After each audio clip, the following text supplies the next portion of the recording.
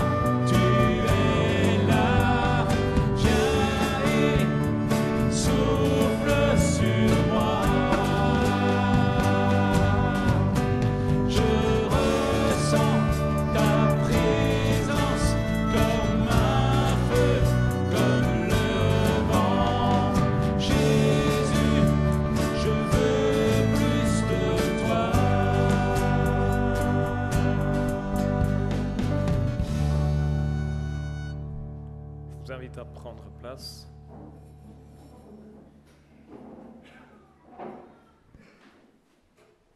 Je vous lis un verset qu'on trouve dans l'Évangile de Matthieu, chapitre 13, verset 44. Le royaume des cieux ressemble à un trésor caché dans un champ.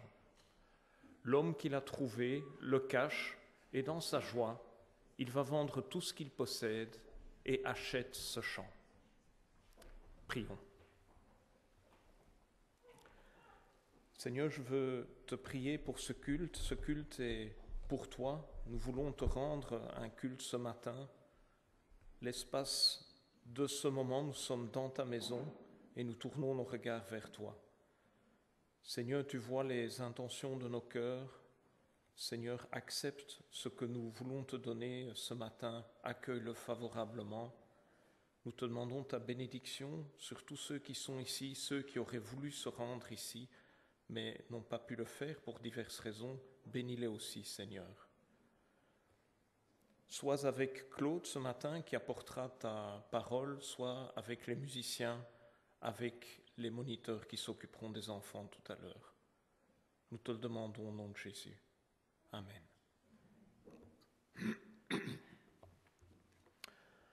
Le royaume des cieux semblable à un trésor caché dans un champ. Un trésor, évidemment, ça éveille toujours de la joie. On peut considérer que si vous avez gagné au loto, vous avez gagné le gros lot, que vous serez dans la joie. Ça fera partie des sentiments qui vous assailleront parce que c'est un trésor. Et nous sommes, comme vous le savez, nous sommes dans une série de prédications sur les actes des apôtres où nous avons vu les débuts de l'Église, la lune de miel, comme nous le disait Audrey, le tout début. Il y avait dans ce que nous avons vu, lu, beaucoup de joie, beaucoup d'enthousiasme et d'élan. Évidemment, une fois que vous avez trouvé un trésor, c'est votre premier sentiment. La joie, l'enthousiasme, l'élan, ça ne peut pas, si des années après l'avoir trouvé, ça ne peut pas, ça reste rarement au même niveau.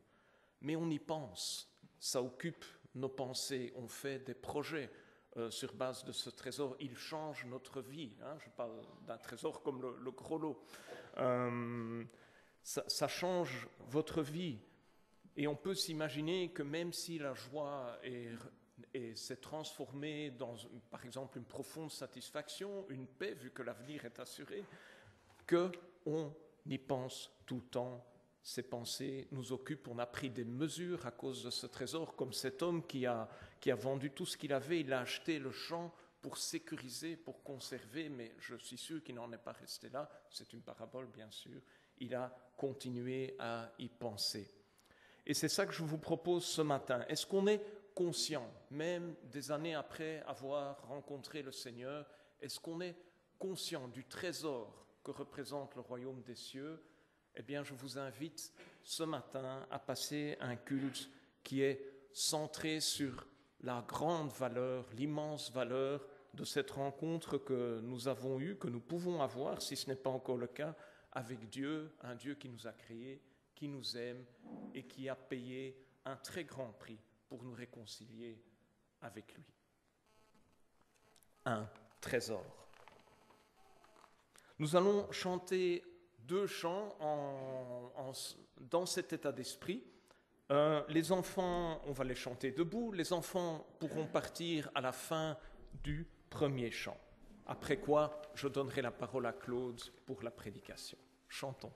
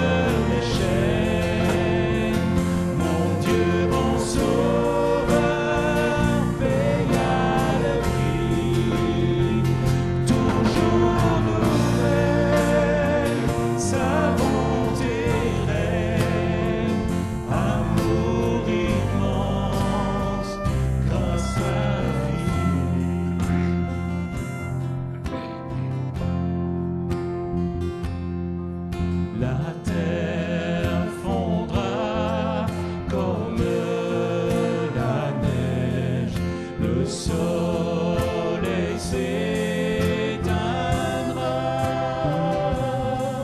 Mais Dieu qui m'entraîne dans son cortège sera toujours à moi.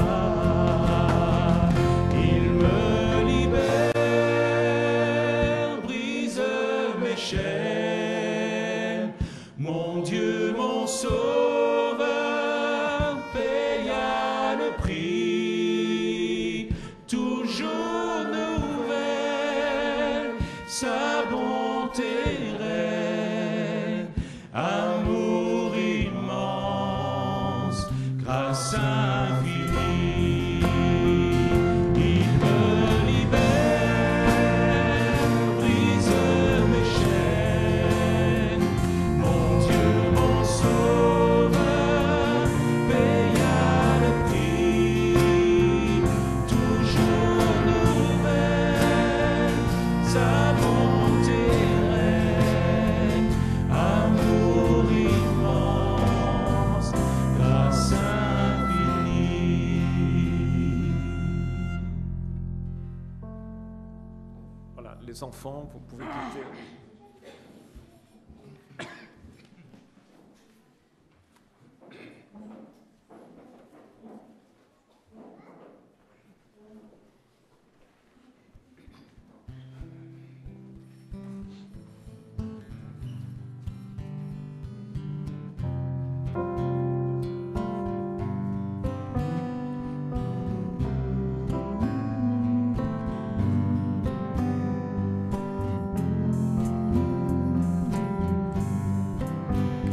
Quand je sonde l'univers, les astres que tu as créés, les océans, les mers, tout me révèle ta majesté. Alors mon âme veut s'écrier de tout mon cœur, je veux chanter. Oh Dieu, tu es infiniment grand, éternel puissant, roi majestueux. Oh Dieu, tu es infiniment grand, éternel puissant, roi majestueux.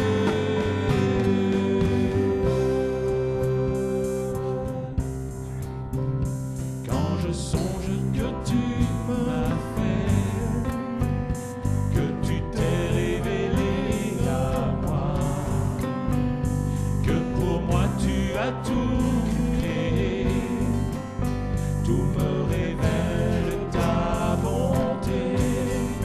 Alors mon âme veut s'écrier de tout mon cœur, je veux chanter. Alors mon âme veut s'écrier de tout mon cœur, je veux chanter. Oh Dieu, tu es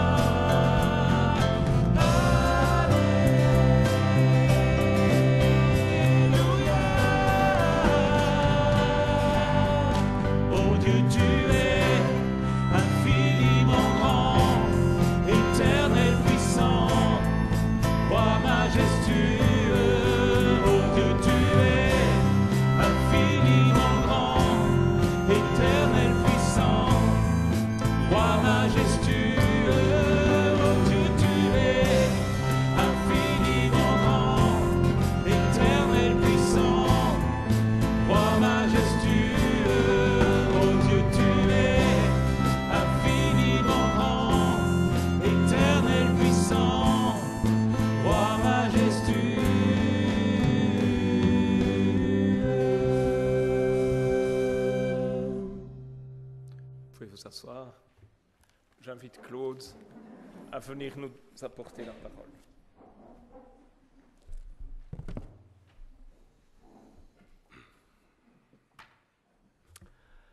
Nous progressons dans notre découverte du livre des Actes et les chapitres 6 et 7 que nous allons aborder ce matin nous rapportent la lapidation d'Étienne, premier martyr de l'Église.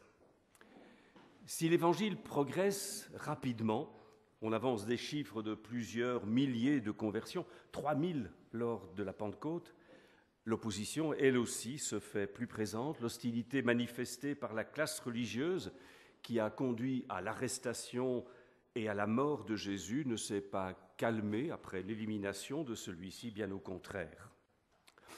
La prédication de la jeune Église se construit sur l'affirmation que Jésus est vivant, il est revenu à la vie et cette bonne nouvelle atteste sa messianité. Il est le Messie promis à Israël, qui n'a pas été reconnu par son propre peuple qui porte l'entière responsabilité de sa mort. Si le peuple est impressionné par les miracles opérés par les apôtres, les autorités y voient un danger pour la préservation de leur pouvoir. Dans les chapitres précédents, nous avons vu que Pierre et Jean ont déjà connu quelques difficultés. Ils ont été arrêtés, jetés en prison, en sont sortis miraculeusement. Ils ont été convoqués par le tribunal suprême, par le Sanhédrin, qui leur a intimé l'ordre de se taire, ce qu'ils ont catégoriquement refusé. Voilà ce que dira Pierre. « Jugez vous-même s'il est juste devant Dieu de vous obéir plutôt qu'à Dieu. Quant à nous, nous ne pouvons pas renoncer à parler de ce que nous avons vu et entendu. » La bonne nouvelle du salut en Jésus-Christ doit être proclamée à tout le peuple en dépit des interdits qui lui sont proférés. Nous ne lirons pas les 2 chapitres, ce serait trop long, mais on va simplement prendre quelques extraits. On fera une première lecture dans le chapitre 6, les 7 premiers versets. En ce temps-là, alors que le nombre des disciples augmentait, les croyants de langue grecque se plaignirent de ceux qui parlaient araméen. Ils disaient que les veuves de leur groupe étaient négligées au moment où chaque jour on distribuait la nourriture. Les 12 apôtres réunirent alors l'ensemble des disciples et leur firent cette proposition. « Il ne serait pas juste que nous cessions d'annoncer la parole de Dieu pour servir aux tables. C'est pourquoi, frères et sœurs, choisissez parmi vous 7 hommes de bonne réputation, remplis de l'Esprit Saint et de sagesse, et nous les chargerons de ce travail. Nous continuerons ainsi à donner tout notre temps à la prière et au service de la parole de Dieu. » Et l'Assemblée fut d'accord avec cette proposition.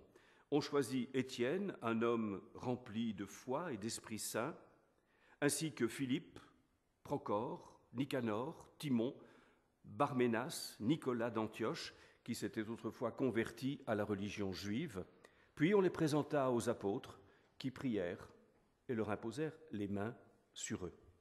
La parole de Dieu se répandait de plus en plus, le nombre de disciples augmentait beaucoup à Jérusalem, et de très nombreux prêtres obéissaient à la foi en Jésus. Nous l'avons vu, premier verset, une mention de ce succès en quelque sorte de l'Évangile, et ce dernier verset qui nous rappelle exactement que la croissance de l'Église est une réalité qui est visible. Entre ces 2 affirmations sur la croissance de l'Église se situe ce court récit qui relate des tensions qui apparaissent entre juifs d'origine grecque et juifs de langue hébraïque autour du soutien accordé aux veuves et aux personnes pauvres. Comme on l'a déjà dit, on n'est plus tout à fait dans la lune de miel, on commence à en sortir. Si tout était beau, on voit que quand même il y a des ajustements, il y a des questionnements qui se posent, des ajustements qui sont nécessaires. Ce service d'entraide existait dans les synagogues et continue encore dans la communauté juive d'aujourd'hui. Je suis en train de lire le livre écrit par Robert Badinter sur sa grand-mère, Idis, et c'est intéressant de voir qu'il y a une solidarité entre les juifs fortunés et les juifs pauvres. Il y a un service d'entraide parce qu'on considère que ceux qui ont trop doivent aider ceux qui n'ont rien ou ceux qui n'ont pas grand-chose. Donc ce service d'entraide existait déjà dans les synagogues à l'époque de Jésus, et la jeune église de Jérusalem va faire de même, mais on le voit sans quelques tensions. Il semble que les veuves d'origine grecque soient quelque peu délaissées dans ce service d'entraide.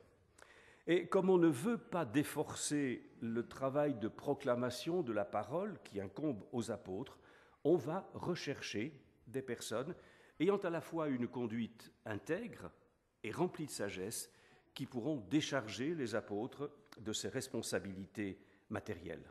Et on le voit, ce choix se portera sur Étienne, Philippe, dont nous parlera davantage le chapitre suivant, ainsi que 5 autres croyants, tous d'origine grecque, dont les noms nous sont donnés, ce qui aurait pu freiner la croissance de l'Église en détournant les apôtres de leurs responsabilités premières, trouve son épilogue dans ce partage des responsabilités.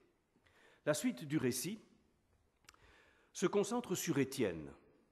Étienne qui n'est pas seulement appelé à s'occuper des questions matérielles de la jeune Église, mais qui participe avec les apôtres à la proclamation de l'Évangile, accomplissant des prodiges et des signes extraordinaires qui, une fois de plus, ne laisseront pas les autorités religieuses indifférentes. On poursuit notre lecture, verset 8, toujours de ce chapitre 6. Étienne, plein de force par la grâce de Dieu, accomplissait des prodiges et des signes extraordinaires parmi le peuple. Quelques personnes s'opposèrent à lui. C'était d'une part des membres de la synagogue dite des esclaves libérés, qui comprenaient des Juifs de Cyrène et d'Alexandrie, et d'autre part des Juifs de Cilicie et de la province d'Asie, et ils se mirent à discuter avec Étienne. Mais ils n'étaient pas capables de lui résister, car il parlait avec la sagesse que lui donnait l'Esprit Saint.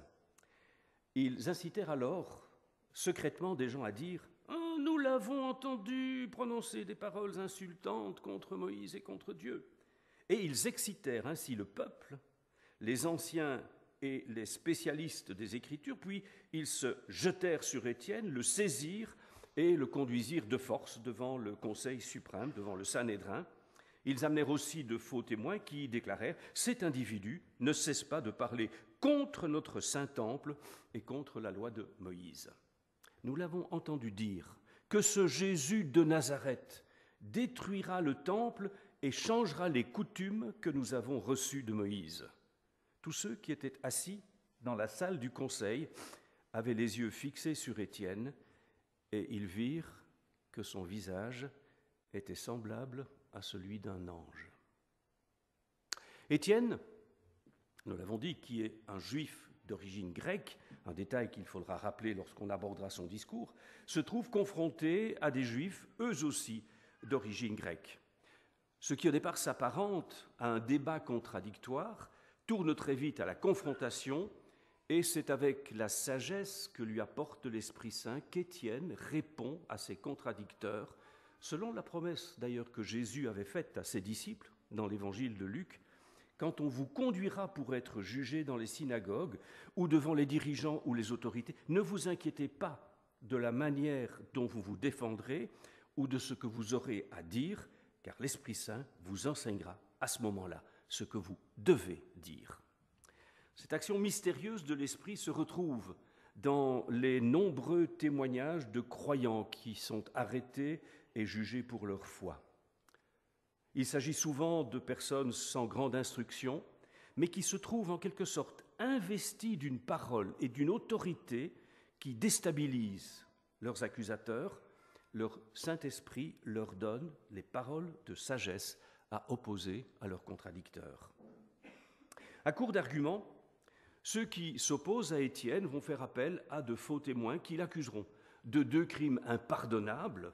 Il a blasphémé contre Dieu et contre Moïse, et il a remis en question la centralité du temple à Jérusalem.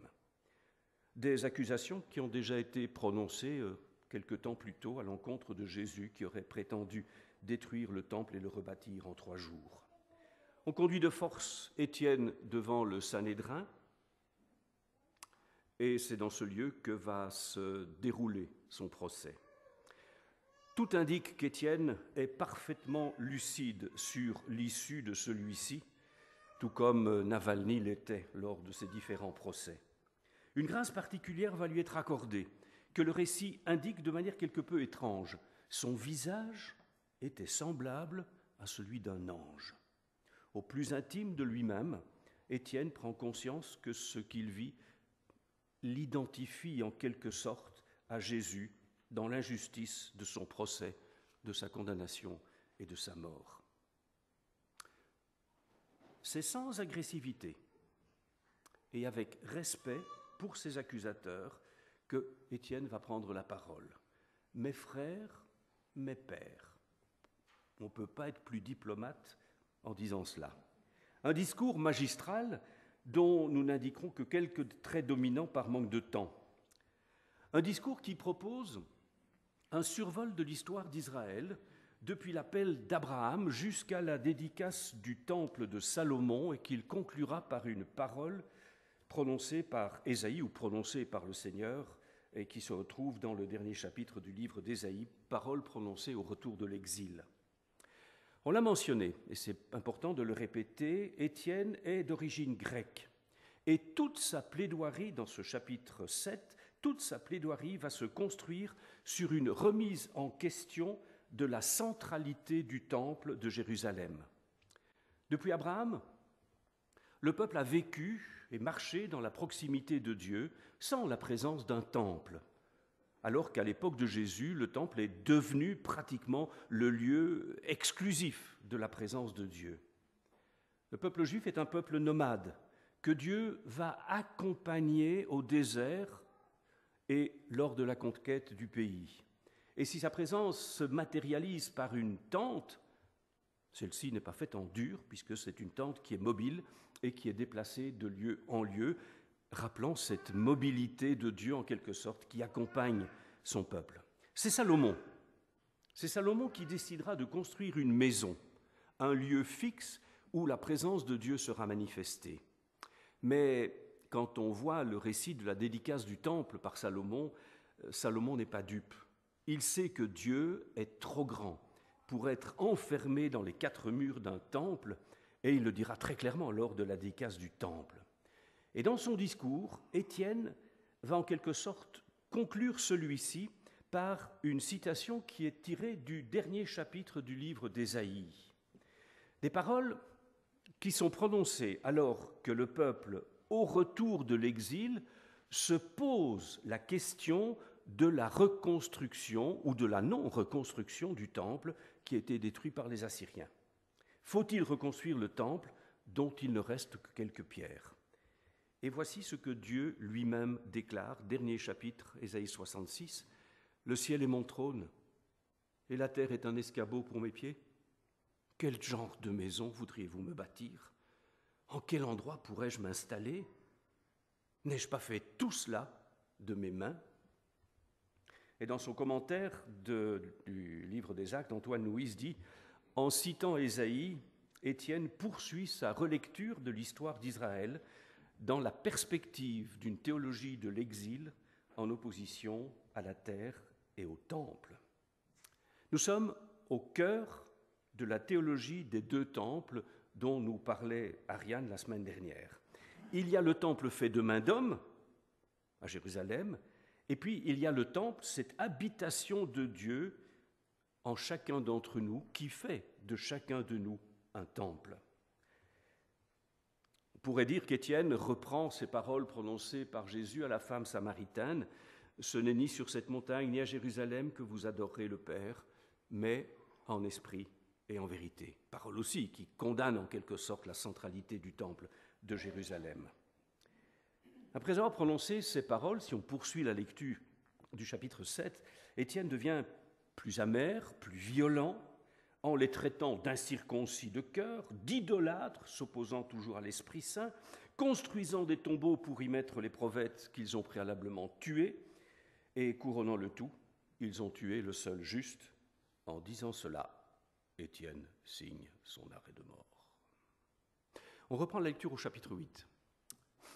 Les membres du conseil, en entendant ce que Étienne vient de dire, Les membres du conseil devinrent furieux en entendant ces paroles et ils grinçaient des dents de colère contre Étienne. Mais lui, rempli de l'Esprit Saint, regarda vers le ciel.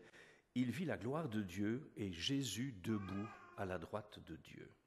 Il dit, « Écoutez, je contemple les cieux ouverts et le Fils de l'homme debout à la droite de Dieu. » Ils poussèrent alors de grands cris, se bouchèrent les oreilles, se précipitèrent tous ensemble sur lui. Ils l'entraînèrent hors de la ville, lui jetèrent des pierres pour le tuer. Les témoins avaient laissé leurs vêtements à la garde d'un jeune homme appelé Saül. Non. Saul. I'm sorry. Ce n'est pas Saül, on ne va pas revenir en arrière, c'est une autre histoire, donc c'est Saul. Je reprends après cette erreur lamentable. Donc ils avaient déposé leurs vêtements au pied d'eux, oui, où est-ce que j'en suis, tandis qu'on lui jetait les pierres, c'est ça, je reprends le texte. Étienne priait ainsi, « Seigneur Jésus, reçois mon esprit », puis il tomba à genoux et cria avec force, « Seigneur, ne les tiens pas pour coupables de ce péché », et après ces paroles, il s'endormit. Si les paroles d'Étienne les ont rendus furieux, l'allusion au Fils de l'homme debout à la droite de Dieu met le comble à leur fureur, attestation non équivoque de la divinité de Jésus, de sa résurrection et de sa présence auprès de Dieu. Blasphème absolu. À deux reprises, le texte rapporte cette vision un peu étonnante de Jésus à la droite du Père, une vision tellement étonnante qu'Étienne ne peut la garder pour lui-même et va la répéter, va la dire à ses tortionnaires. Il va leur dire ce qu'il voit. « Écoutez, je contemple les cieux ouverts et le Fils de l'homme debout à la droite de Dieu. » Une parole qui provoque la fureur de ses contradicteurs qui le traînent au lieu de sa lapidation. J'aimerais qu'on s'arrête un petit peu sur un mot étrange dans cette vision d'Étienne, le ciel ouvert et Jésus debout à la droite du Père. Le grec dira dressé à la droite du Père. Peu de commentateurs se sont arrêtés à cette indication de Jésus debout à la droite de Dieu. Dans l'évangile de Luc, lors de son procès, lorsque Jésus révèle sa véritable identité de Fils de Dieu en disant « Je suis », il ajoute « Mais dès maintenant, le Fils de l'homme siégera à la droite de celui qui est tout-puissant ». Parole que les responsables religieux ont parfaitement entendue et certainement parfaitement retenue. Jésus ne dit pas être debout, mais être assis dans le texte de Luc, mais être assis à la droite du Père. Étienne, dans cette vision que l'on pourrait considérer comme une sorte de vision béatifique, aurait donc dû voir Jésus assis à la droite du Père, mais non, il le voit debout. On peut n'y voir qu'un détail, ou au contraire, y découvrir une vérité extraordinaire dont on peut proposer, me semble-t-il, deux lectures qui se complètent. Jésus debout, à la droite du Père, on peut le voir comme un geste d'amitié, d'accueil. Jésus se lève pour accueillir Étienne, comme on se lève pour accueillir un ami, signe d'amitié, signe d'intimité. Mais la deuxième lecture me semble beaucoup plus signifiante et interpellante. En se levant, Jésus pose en quelque sorte un geste d'indignation, de révolte, peut-être même de colère devant l'injustice qui est en train de se jouer. Il est debout comme s'il voulait traverser l'espace pour venir au secours de son serviteur, traverser l'espace pour faire taire ses contradicteurs.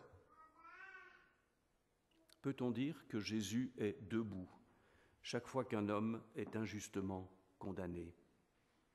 Debout devant le génocide arménien, debout devant son peuple exterminé lors de la Shoah, debout lors du pogrom du 7 octobre, debout devant les jeunes filles emportées et violées par les hommes de Boko Haram, debout devant ce que vivent toutes celles et ceux dont témoigne, entre autres, l'association Portes Ouvertes.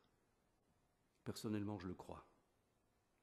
On aimerait se mettre ici à l'écoute de Philémon de Gaza, qui découvre dans des détails en apparence secondaires qui sont rapportés par les évangiles, des signes concrets, visibles de la compassion de Dieu pour ce que vivent ses enfants. Et il va prendre le petit épisode de l'onction de Jésus par une femme à Béthanie. Lorsqu'à Béthanie, une femme répand du parfum sur la tête de Jésus, celui-ci reconnaît la beauté de son geste et dit « Ce qu'elle a accompli pour moi est vraiment beau ». Traduction qui ne correspond pas à ce que dit le texte grec, qui ne dit pas « pour moi », mais « en moi », confirmé d'ailleurs par le commentaire de Cuvillier sur l'évangile de Marc. Ce qu'elle a accompli en moi, en eimi, ce qu'elle a accompli en moi est vraiment beau. En disant en moi, Jésus montre que son cœur a été profondément touché, profondément bouleversé, ému par la beauté du geste que cette femme vient de poser. Comme à d'autres occasions, il nous est dit que Jésus est ému jusqu'au cœur de ses entrailles devant les souffrances qu'il rencontre, ému devant le peuple qui est comme un troupeau qui n'a pas de berger. Jésus nous dit que Dieu a un cœur de père et qu'il n'est pas indifférent à ce que nous vivons. Et on pourrait citer de multiples situations, la joie dans le ciel pour un pécheur qui se repent, la joie du Père qui accueille le Fils prodigue à son retour à la maison et qui cache son visage dans le cou de son Fils pour qu'il ne le voie pas pleurer. C'est en tout cas ce que dit aussi un des pères du désert, un certain Macaire, qui dit aussi que le Père cache son visage pour que son Fils ne voie pas qu'il est en pleurs, tellement il est heureux du retour de son enfant. Si Dieu se présente à nous comme un Père, ne peut-on lui prêter les sentiments de ce que nous vivons et ressentons comme parents? Ce que vivent nos enfants nous fait rire ou pleurer. Nous sommes fiers de leur réussite, dévastés par leurs errances. Nous pleurons sur leurs échecs et nous réjouissons de leur victoire. La petite fille qui remet à sa maman un dessin malhabile d'un cœur ou d'une rose bouleverse son cœur de mère. Lorsqu'à 2 reprises, l'apôtre Paul nous invite à dire « Abba » et non plus seulement « Père ». Lorsque nous nous adressons à Dieu, il révolutionne l'image que nous nous faisons de Dieu. Il est un Père aimant, débordant d'amour pour chacun, chacune de ses enfants. Mais il est saint. Mais cette sainteté ne l'empêche pas d'éprouver pour nous, ses enfants, les sentiments d'un Père. Il se réjouit de nos joies, il participe à nos souffrances, s'attriste de nos désobéissances et de nos abandons. Toutes les paroles des prophètes nous parlent d'un Dieu qui souffre des abandons de son peuple, et s'il lui arrive de prononcer des paroles de jugement, ce sont celles d'un amant éconduit. Dieu est totalement solidaire de nos conditions humaines. Nous pouvons donc réjouir son cœur lorsque nous marchons fidèlement à sa suite et l'attrister lorsque nous partons dans des chemins de désobéissance, d'abandon ou de rejet. Il me semble que prendre conscience de ce qu'éprouve le cœur de Dieu, qui se réjouit ou qui s'attriste, devrait avoir un impact profond sur nos chemins de sanctification. Ce que je vis réjouit ou attriste son cœur de père. Daniel Bourguet, dans son livre « La repentance, une bonne nouvelle », fait une constatation étonnante. Il nous parle du mot hébreu « naam », traduit en grec par « métanoïa », que l'on traduit habituellement par « repentance », et il nous dit que ce mot hébreu « naam » en fait un double sens. Il signifie à la fois repentance, mais aussi consolation. Reconnaître notre faute et demander pardon console celui que nous avons offensé, pour autant que notre démarche soit sincère et que l'offensé accepte notre demande de pardon. Il y a des chemins de réconciliation qui sont de véritables chemins de guérison. Mais Daniel Bourguet poursuit son commentaire et affirme avec force, et j'ai trouvé ça vraiment interpellant, affirme avec force que chaque fois que nous nous reconnaissons coupables devant Dieu et que nous lui confessons notre faute, nous consolons son cœur. Consoler le cœur de Dieu. Sommes-nous conscients de ce qui se vit dans toute démarche de repentance. Ce Dieu que nous avons attristé se trouve réjoui et consolé lorsque nous revenons à lui avec un cœur sincère. C'est une parole incroyable, me semble-t-il, que l'on devrait recevoir en tremblant. Le Dieu d'amour, blessé par nos errances, se trouve consolé par notre retour vers lui. Parole incroyable qui nous révèle à quelle profondeur d'intimité Dieu nous appelle. Écoutez, je contemple les cieux ouverts et le Fils de l'homme debout à la droite de Dieu. Il nous faudrait plus de temps pour découvrir toute la richesse de cette vérité.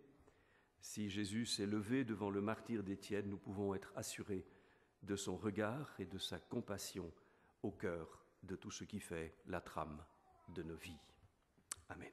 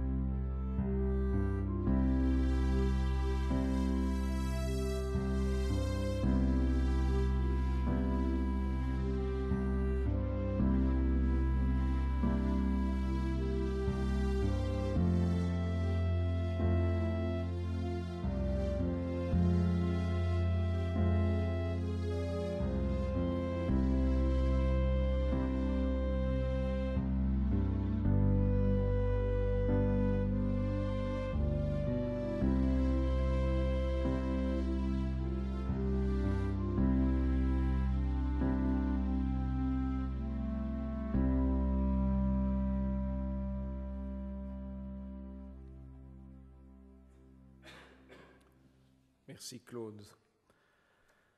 Nous en venons maintenant au moment où nous commémorons ce qui fait la valeur ultime de ce trésor que nous avons en Dieu. Une valeur telle que, en comparaison des hommes et des femmes, un homme comme Étienne n'hésite pas à considérer que leur vie n'a pas d'importance et qu'il est préférable de sacrifier sa vie plutôt que de renoncer à ce trésor. Christ aussi a souffert, je lis dans la première épître de Pierre, Christ aussi a souffert, et une fois pour toutes, pour les péchés. Lui, le juste, il a souffert pour des injustes, afin de nous conduire à Dieu. Jésus-Christ, pour satisfaire à la justice de Dieu, s'est sacrifié, prenant sur lui nos fautes, nos errances, comme disait Claude, tout ce qui nous sépare du Dieu juste.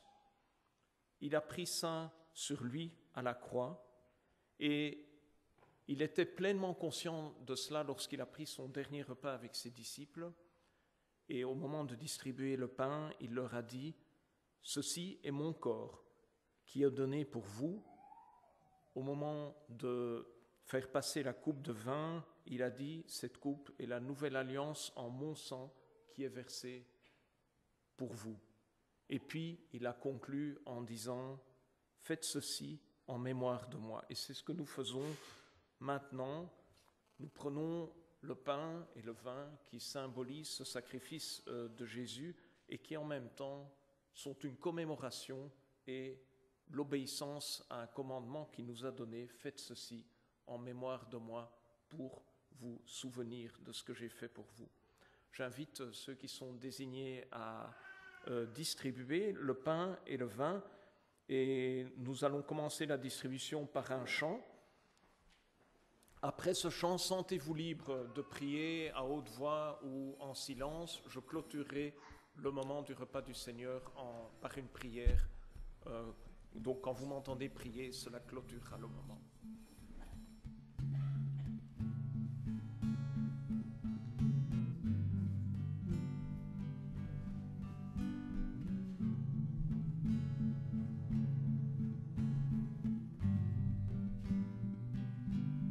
Dieu, quel amour pour moi, quelle patience, tu as conduit vers toi mon ignorance. Comment pouvais-je alors saisir ce que ton cœur voulait m'offrir, un si grand miracle, un don si précieux, ta mort à la Pâque nous ouvre les yeux, ton salut remplace ma condamnation. Mon péché s'efface par ta rédemption. Loué sois-tu, Dieu Tout-Puissant. Loué sois-tu.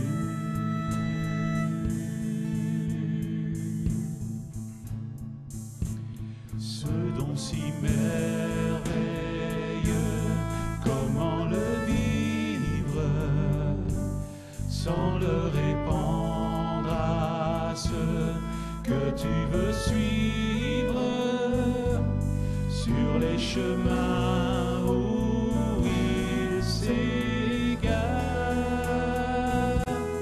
loin de la vie et de l'espoir.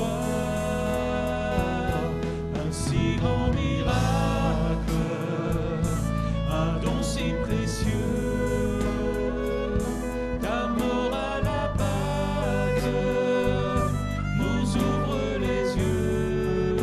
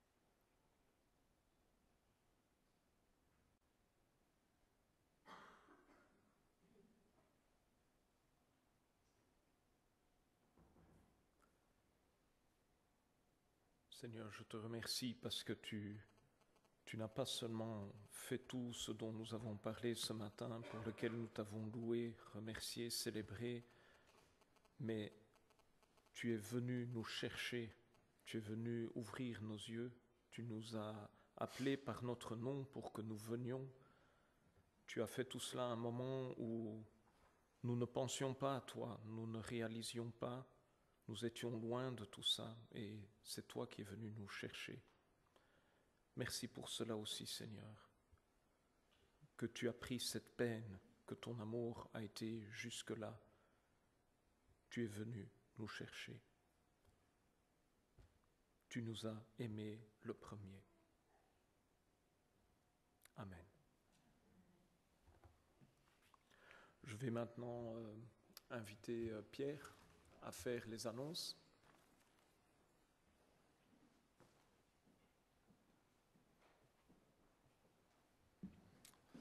Les premiers chrétiens du livre des Actes pratiquaient la communion fraternelle. Voici comment nous essayons de le faire dans notre communauté.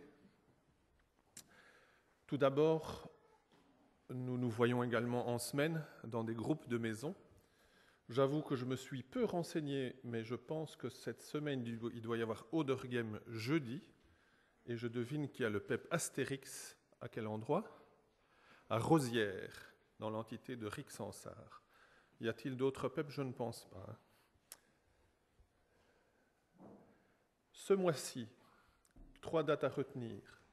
Vendredi 23 février, Café Théo, chez Audrey, c'est un rendez-vous bien connu pour les 20-30 ans qui se passionnent pour la théologie. Le dimanche 25, dimanche prochain, préparation au baptême, 2e séance après le culte pour toutes les personnes qui ont déjà pris l'engagement de se faire baptiser prochainement ou toutes les personnes qui sont en réflexion. Toutes et tous, vous êtes les bienvenus. Et puis la semaine prochaine, il y aura également Jeudi je prie par Zoom. Le mois prochain, 3 dates à retenir au mois de mars. Le 10 mars, culte en déplacement à Limal, j'y reviens dans quelques secondes. Le dimanche 17 mars, ça c'est la première fois que nous l'annonçons à chacun d'entre vous, c'est l'Assemblée générale des membres, assemblée annuelle qui suit en général le culte. Si vous êtes membre, s'il vous plaît, venez. Si vous n'êtes pas membre, vous êtes également les bienvenus pour découvrir un peu comment notre communauté fonctionne. Et puis le dimanche 30 mars, c'est à la fois le dimanche de Pâques, et ce sera une fête encore plus particulière aussi dans notre communauté, parce qu'il y aura des baptêmes. Je reviens sur le culte du 10 mars. Vous savez peut-être que le mois de mars est le mois de la Bible. Traditionnellement, il y a des activités autour de la Bible. Cette année, le thème... on est reparti en arrière. Cette année, le thème, c'est Bible, corps et sport. C'est une activité, un thème qui nous est proposé par l'Alliance biblique. Et nous avons intitulé notre journée « Une foi qui bouge ». L'animateur de cette journée, l'orateur de cette journée sera Vincent Beckert, directeur de la Société biblique francophone de Belgique. Le matin, corps en mouvement, foi en mouvement. L'après-midi, quand Bible et corps vont de pair, exploration de quelques images bibliques. Voilà la thématique de cette journée. Que vous soyez sportif ou pas, vous êtes les bienvenus en cette année olympique à nous rejoindre pour le 10 mars. Il y aura un pique-nique le midi. Je pense est-ce qu'on cherche encore des volontaires pour les enfants, Audrey ? Voilà, très bien. Alors, comment communiquons-nous ? Par mail, par notre site internet, Facebook, YouTube, Spotify. Restons en contact. Mais nous voulons insister aussi sur le fait que nos partenaires, que vous voyez là et que nous soutenons via nos offrandes aussi, ont parfois des infos à donner. Parfois on n'en parle pas et on met simplement sur la table des annonces. Donc consultez la table des annonces à l'entrée.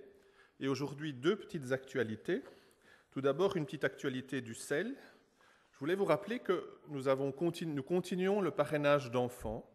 et que nous soutenons maintenant une petite fille qui s'appelle Fanoela, qui habite à Madagascar, exactement dans la ville de Tamatave, et elle est inscrite au centre d'accueil Le Bon Berger. Nous l'avions remise dans l'actualité dans le groupe de prière cette semaine, et voilà que nous apprenons cette semaine que le village et l'école ont été inondés. C'est la raison pour laquelle les habitations, l'école, c'est la raison pour laquelle le CEL lance un appel concernant les inondations à Tamatave. Je vous mets ces deux informations sur la table d'annonce tout de suite. Deuxième actualité d'un de nos partenaires, c'est Oasis. Rappelons ce qu'est Oasis. C'est une organisation qui vient en aide aux personnes, ici en Belgique, aux personnes vulnérables qui ont été victimes de la traite des êtres humains ou de violences domestiques. Vous le savez, c'est Emma qui est la directrice de cette association. Emma n'est pas là aujourd'hui parce que son petit garçon est souffrant, mais sur la table des annonces, toujours, vous trouverez un livre de recettes que les femmes qui sont suivies par l'association Oasis ont concocté pour vous et vous proposent au prix de 13 €. Emma n'est pas là, mais c'est Caroline qui se chargera de la vente aujourd'hui. Dernier slide. Nos pasteurs, vous les connaissez, vous connaissez leur visage. Lydia est en congé de maternité, mais elle est présente aujourd'hui. Mais c'est donc Audrey qu'il faut plutôt appeler cette semaine. Cette fois, c'est vraiment le dernier slide.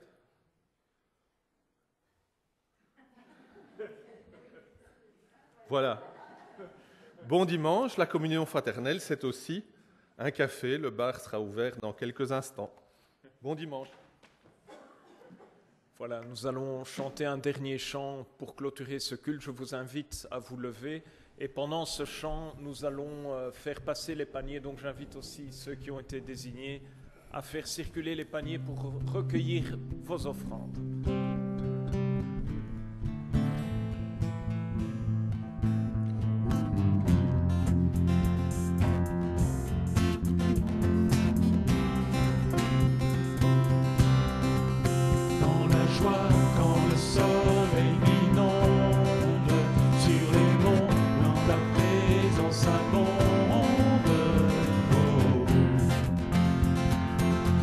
Jésus, je te suivrai.